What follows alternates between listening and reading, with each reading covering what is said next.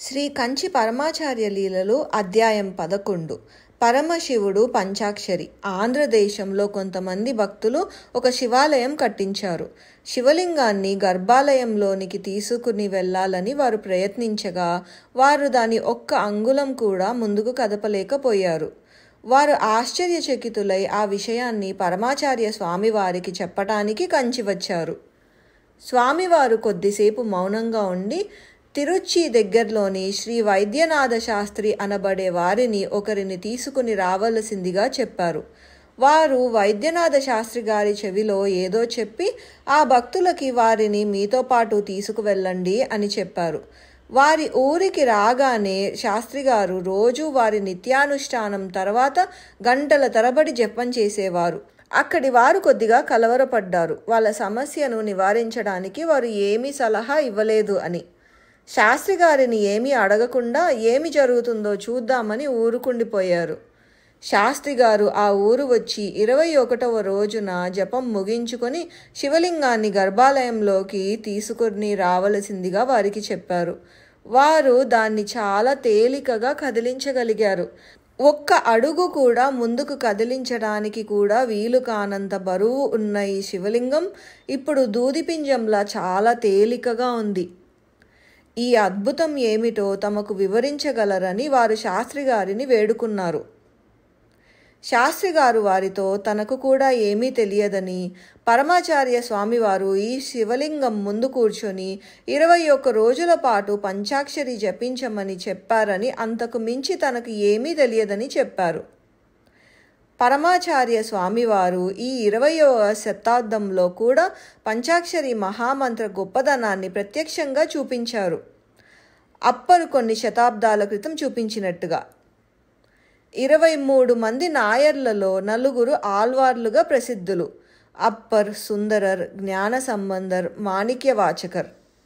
అందులో ఒకరైన అప్పర్ను శివద్వేషి అయిన జైనరాజు ఒక బండరాయికి కట్టి నదిలోనికి వేయించగా నిత్యము పంచాక్షరి మహామంత్రమును జపించే అప్పర్ను రక్షించడానికి ఆ రాయిని నీట మునగనివ్వక నీటిపైన తేల్చి రక్షించాడు పరమశివుడు. పంచాక్షరి మంత్రరాజం యజుర్వేదాంతర్గతమైన రుద్రంలో వస్తుంది. నమః శివాయ అనే మంత్రంలో శివ అన్న శబ్దం దాని జున్ను. పాప పరిహారానికి పంచాక్షరిని మించిన విద్య లేదు. అధ్యాయం 12. ధర్మము ధర్మాచరణము. నాకు గుర్తున్నంత వరకు అది 1965వ సంవత్సరం. పరమాచార్య స్వామివారు తిరుపతిలో మకాం చేస్తున్నారు. స్వామివారు వెంకటేశ్వర స్వామివారికి కళ్యాణోత్సవం చేయించారు. 600 రూపాయల టికెట్టు. కళ్యాణోత్సవం తర్వాత దేవస్థానం వారు ప్రసాదాలను ఇచ్చారు. కళ్యాణోత్సవం చేయించిన వారికి స్వామివారి దర్శనం కల్పిస్తారు. వీరిని మామూలు క్యూ లైన్లో కాకుండా వేరేగా స్వామి దర్శనానికి పంపిస్తారు.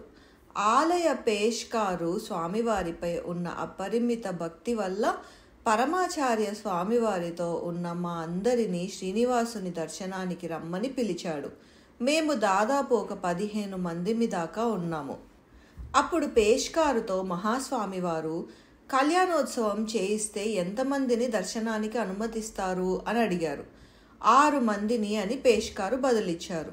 అలా అయితే మేము 6 మందిమి మాత్రమే ఈ విశేష దర్శనానికి వస్తాము. నేను, పుదుపెరియవ, జయేంద్ర సరస్వతి స్వామి, మరో 4 అని చెప్పారు. వెంటనే పేష్కారు అందరూ వెళ్ళవచ్చు, ఏమీ పర్వాలేదు అన్నాడు. అది తప్పు, అధర్మం. దేవస్థానం ఒక నియమం చేసింది. కళ్యాణోత్సవం టికెట్టుపై 6 మందికి విశేష దర్శనం అని. నీవు దేవస్థానం ఉద్యోగివి. నీకు నా పైన ఉన్న భక్తి వల్ల 15 మందిని దర్శనానికి పంపించడం సరికాదు. దీనివల్ల 2 తప్పులు జరుగుతాయి. దేవస్థానం తీసుకున్న నిర్ణయాలను ఒక దేవస్థానం ఉద్యోగియే ధిక్కరించడం. అంటే నిబంధనలను పెట్టిన వారే వాటిని పాటించకపోతే ఇక ఇటువంటి నిబంధనలు ఎందుకు? మరొకటి, నియమాలను అతిక్రమించడానికి నేనే ఒక అవకాశం ఇచ్చినట్టు. కాబట్టి మేము 6 మాత్రమే వస్తాము అని చెప్పారు. పేష్కారు ఏదో చెప్పబోతుండగా మహాస్వామివారు మధ్యలోనే ధర్మం కేవలం ప్రచారం చేయడానికి మాత్రమే కాదు, స్వయంగా దాన్ని తప్పక అనుష్ఠానించి చూపాలి. రామో విగ్రహవాన్ ధర్మ, మూర్తిభవించిన ధర్మమే రాముడు అన్నట్లు ఈ సంఘటనను నా కల్లారా చూడడం చేత పరమాచార్య స్వామివారు సాక్షాత్ రెండవ రాముడై ఈ యుగానికి రాముడు అని అర్థమైంది.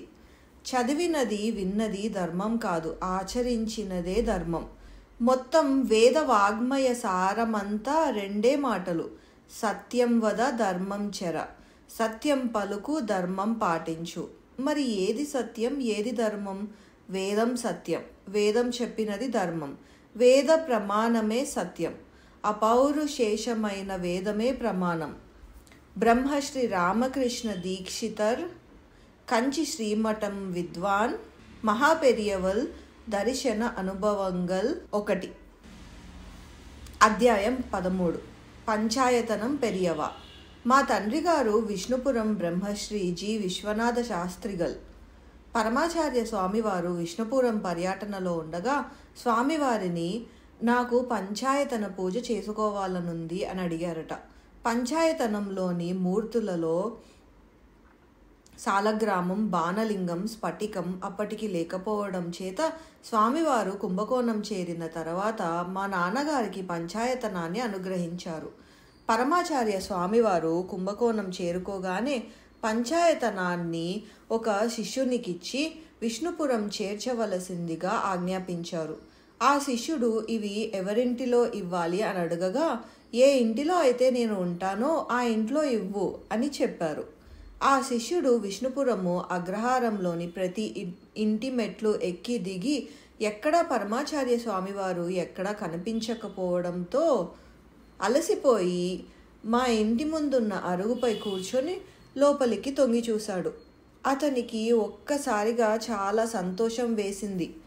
మా నాన్నగారు బయటకు వచ్చి ఏమిటి సమాచారం అని అడిగారు. పరమాచార్య స్వామివారు ఈ పూజా పంచాయతనాన్ని మీకు ఇమ్మని చెప్పారు అన్నాడు. నాకా? అవును. ఎవరింట్లో అని చెప్పకుండా స్వామివారు ఉన్న ఇంట్లో ఇమ్మని చెప్పారు.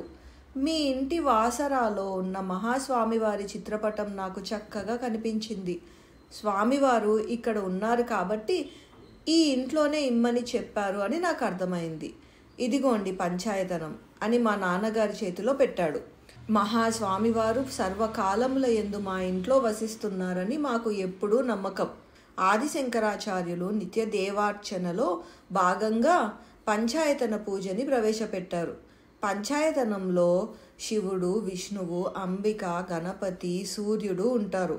ఏ సాంప్రదాయానికి చెందిన వారైతే ఆ మూర్తిని మధ్యలో ఉంచి మిగిలిన వాటిని నలువైపులా ఉంచి పంచాయతన పూజ చేసుకుంటారు.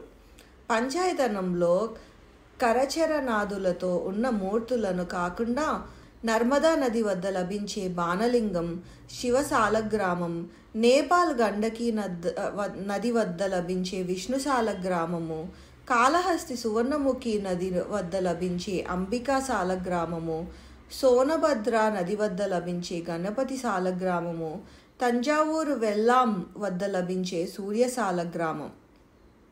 శ్రీమతి మోహన్ పంచపకేశన్, మహాపెరియవల్ దర్శన అనుభవంగల్. అధ్యాయం 14. పూలు పాదుకలు. కంచి మఠం దగ్గర కామాక్షి అని పూలు అమ్మే ఒక ఆవిడ ఉండేది. ఆమె పరమాచార్య స్వామివారిని అప్ప, నాన్న అని పిలిచేది. రోజు స్వామివారికి ఒక బుట్టెడు పూలతో అర్చన చేసేది. అప్పుడు స్వామివారు ఆమెతో, ఇన్ని పూలను ఎందుకు వాడుతున్నావు? వీటిని నీవు అమ్మితే డబ్బు వస్తుంది కదా అని చెప్పేవారు. డబ్బు అంత గొప్పదా అప్పా? ఈ పూలతో నీకు అర్చన చేస్తే దానికంటే గొప్పదే నాకు లభిస్తుంది అని బదులిచ్చింది. పరమాచార్య స్వామివారు నిద్రకు ఉపక్రమిస్తే స్వామివారిని ఎవరూ లేపకూడదని శ్రీమఠంలో ఒక నియమం ఉండేది. కానీ ఈ సమయానికి కామాక్షి మినహాయింపు. ఆమె ఎంత పొద్దుపోయినా తర్వాత అయినా రావచ్చు. ఎందుకంటే తన వ్యాపారం మొత్తం పూర్తయిన తర్వాతనే రావాలని, మధ్యలో రాకూడదని స్వామివారే ఆజ్ఞాపించారు. అంతటి కరుణాసాగరులైన స్వామివారు తన కోసమని ఆమెకు అన్నం పెట్టే వ్యాపారాన్ని వదిలితే ఒప్పుకుంటారా? ఒకరోజు సాయంత్రం స్వామివారు 9 గంటల వార్తలను విని తనకు వచ్చి చెప్పే నాగరాజు మాటలను వింటున్నారు. మఠం బాధ్యతలు, నియమాలతో పాటు ప్రపంచంలో జరుగుతున్న అన్ని విషయాలను ఎప్పటికప్పుడు తెలుసుకోవడం స్వామివారికి అలవాటు.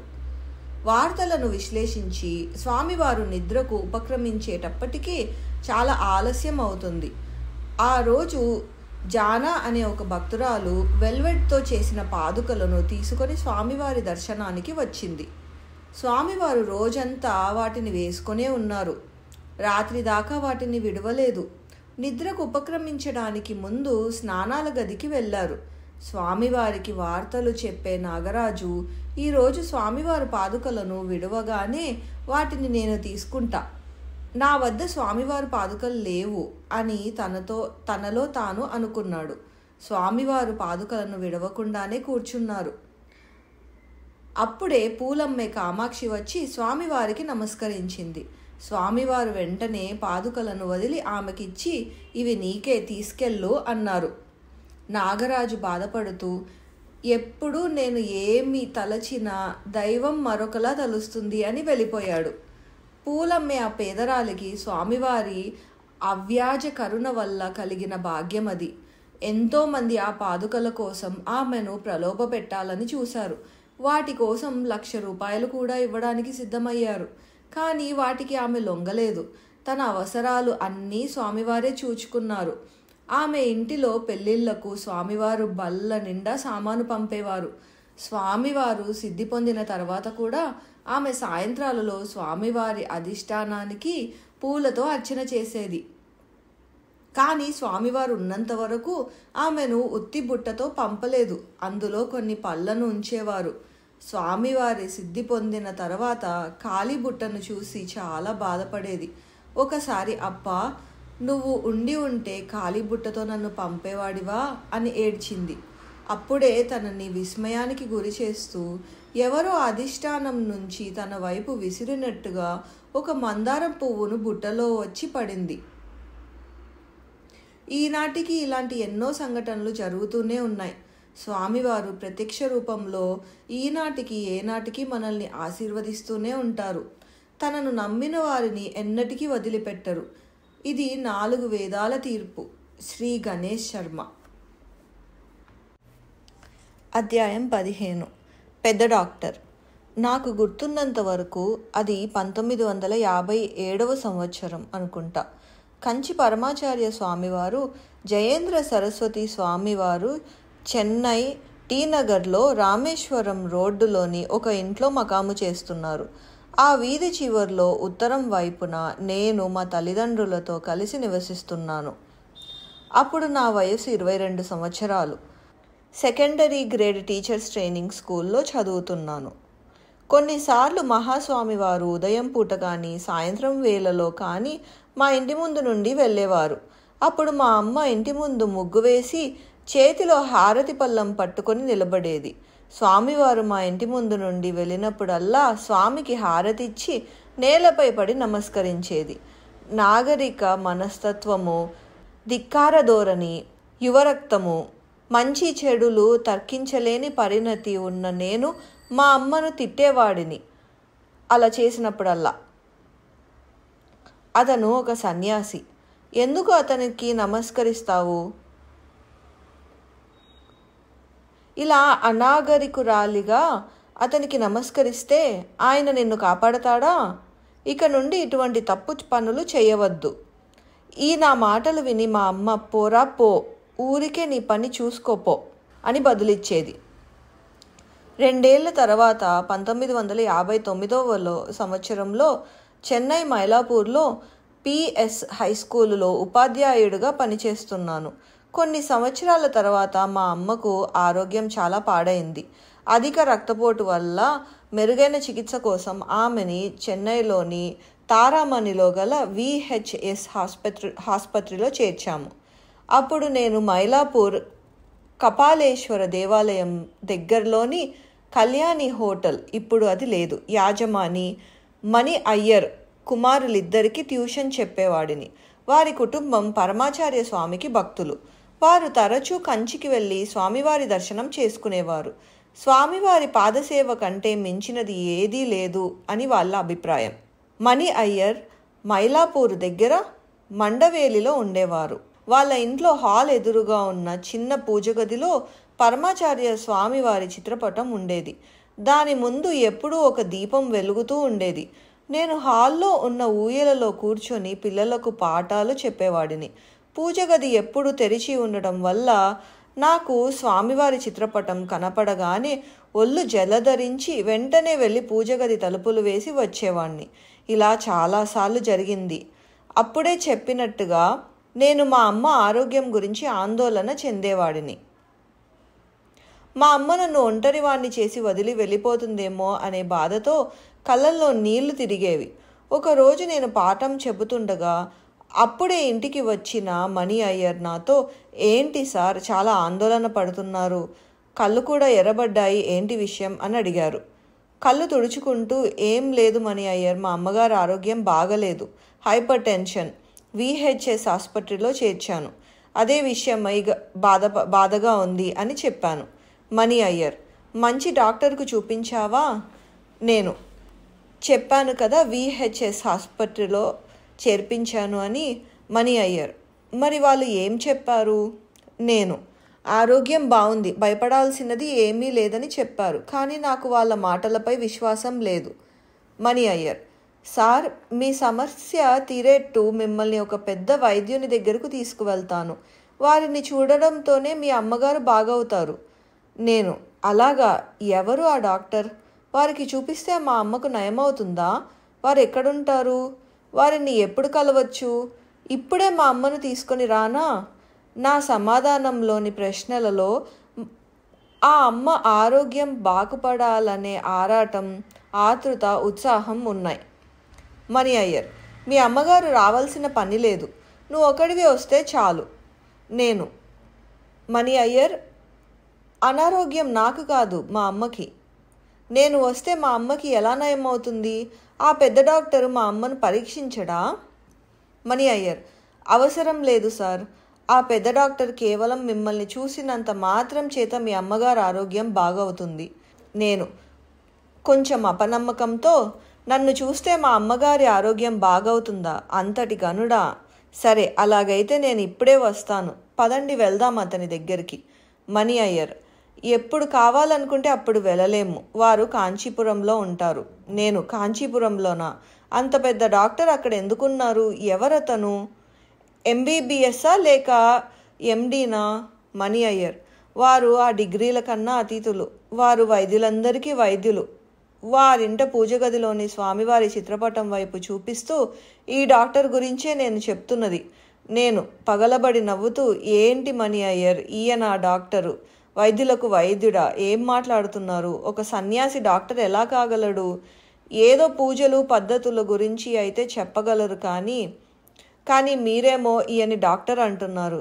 ఈయన మా అమ్మ అనారోగ్యాన్ని బాగు చేయగలరా? అది కేవలం మీ భ్రమ మాత్రమే. మణి అయ్యర్, ఏంటి మీనాక్షి సుందరం, బ్రాహ్మణుల ఇంట పుట్టి ఇలాంటి మాటలు మాట్లాడుతున్నావు? నేను అయితే ఏంటి సార్, మొదట ఒక పెద్ద డాక్టర్ వద్ద తీసుకుని వెళ్తాను అని చెప్పి ఇప్పుడు ఒక సన్యాసి వద్దకు తీసుకుని వెళ్తాను అంటున్నారు. ఇది ఎలా సాధ్యం? మణి అయ్యర్, మీనాక్షి సుందరం, నీకు కావాల్సింది మీ తల్లి ఆరోగ్యం మెరుగుపడడం ఒకటే కదా, దానికి నేను పూచి.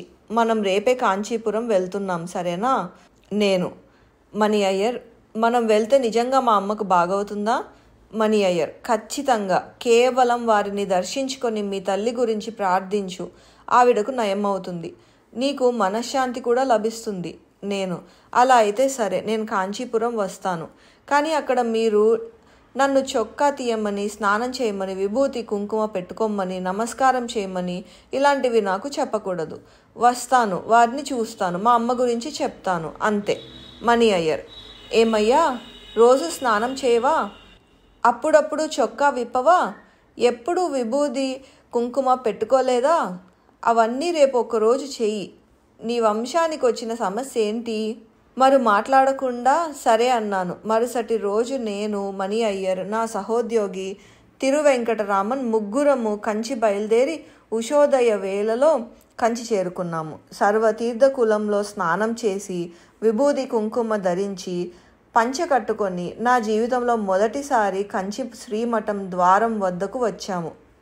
నిజం, నాలో ఏదో తెలియని భావన, ప్రశాంతత, కొంత ప్రకంపనలు చోటు చేసుకున్నాయి. మేము మఠం లోపలికి వెళ్ళాము. ముందరి హాల్లో కంచి మహాస్వామివారు, పెద్ద డాక్టరు కూర్చొని ఉన్నారు. ఒక బియ్యం బస్తాకి ఆనుకొని కూర్చొని ఉన్నారు. వారి ముందు పళ్ళబుట్టలు, పూల హారాలు ఉన్నాయి. స్వామివారి దర్శనం కోసం వరుసలో నిలబడి ఉన్నారు. మేము కూడా ఆ వరుసలో నిలబడ్డాము. నా చేతిలో ఒక వెదురు బుట్ట, అందులో కొన్ని పళ్ళు, ఆకుకూరలు, కూరగాయలు. సాలోచనగా సన్యాస చక్రవర్తి మహాస్వామి వారిని చూశాను. అప్రయత్నంగా నా కళ్ళు వర్షించడం మొదలుపెట్టాయి. అవును, నాకు తెలియకుండానే నేను ఏడుస్తున్నాను. నేను ఎందుకు ఏడుస్తున్నానో కారణం తెలియదు. ఆ పలికే దేవుడు నన్ను రమ్మన్నట్టు సైగ చేశారు. నేను చిన్నగా ప్రశాంతంగా దగ్గరకు వెళ్ళి నా చేతిలో ఉన్న బుట్టని అక్కడ పెట్టి నాకు తెలియకుండానే స్వామికి సాష్టాంగం చేశాను. మీరు అష్టసహస్రం చెయ్యరా? తమిళ అయ్యర్లలో ఒక శాఖ, మన 6000 నియోగులలాగా. అవును, కరుకుడిలో ఉన్న శేషాద్రి. నీకేమవుతారు? వాళ్ళు మా పిన్నికి బంధువులు. తంజావూరు రాజభవనం రిసీవరు మీ తాతగారు. సుందరం అయ్యర్కు ముందా లేదా తర్వాత? నాకు తెలియదన్నట్టు తలాడించాను. కొద్దిసేపు మౌనంగా ఉన్నారు. స్వామివారు తలెత్తి, మీ అమ్మని ఆసుపత్రిలో చేర్చావు కదా, ఇప్పుడు ఎలా ఉంది అని అడిగారు. నేను ఇక్కడకు వచ్చిందే ఆ విషయం అడుగుదామని. స్వామివారికి నేనేమీ చెప్పనే లేదే. అదే విషయం స్వామివారు అడుగుతున్నారు. దీనికి కూడా మౌనంగా రోధిస్తూ నిలబడడమే నా సమాధానం. దిగులు పడకు, మీ అమ్మగారు కోలుకొని తిరిగి వస్తారు. అవును, ఆ పెద్ద డాక్టరు మా అమ్మ ఆయుష్ను మరికొంత పెంచారు. ఆ మహాత్ములు నా వైపు కొద్దిసేపు తీక్షణంగా చూసి ప్రసాదం ఇచ్చి, ఇది మీ అమ్మకు ఇవ్వు, తన ఆరోగ్యవంతురాలై ఇంటికి వస్తుంది అని నన్ను ఆశీర్వదించారు. ఈనాటికి నేను నాలోని అజ్ఞానాన్ని పారద్రోలి నన్ను సరైన దారిలో పెట్టిన ఆ పెద్ద డాక్టర్కి తల వంచి నమస్కరిస్తున్నాను. పెద్ద డాక్టరు చెప్పినట్లుగానే మా అమ్మకు నయమై ఇంటికి తిరిగొచ్చింది. మా అమ్మను కాపాడింది వారే. ఈనాటికి వారు మమ్మల్ని సర్వదా రక్షిస్తున్నారు. తన తల్లి సదాచారపరాయణురాలు, భక్తురాలు కాబట్టి ఇతన్ని స్వామివారు ధర్మాచరణ వైపు తిప్పి అతని వంశాన్ని కాపాడారు. మరి తల్లిదండ్రులే నాస్తికులు, హేతువాదులు అయితే వాళ్ళ పిల్లల్ని, ముందు తరాల్ని రక్షించేదెవరు? ఏ పుణ్యం అడ్డు పెట్టుకొని ఈశ్వరుడు నిన్ను రక్షిస్తాడు? వి. మీనాక్షి సుందరం, సెక్రటరీ, హిందూ ధర్మ మండ్రం, చెన్నై 33 మహా పెరియవల్ దర్శన అనుభవంగల్.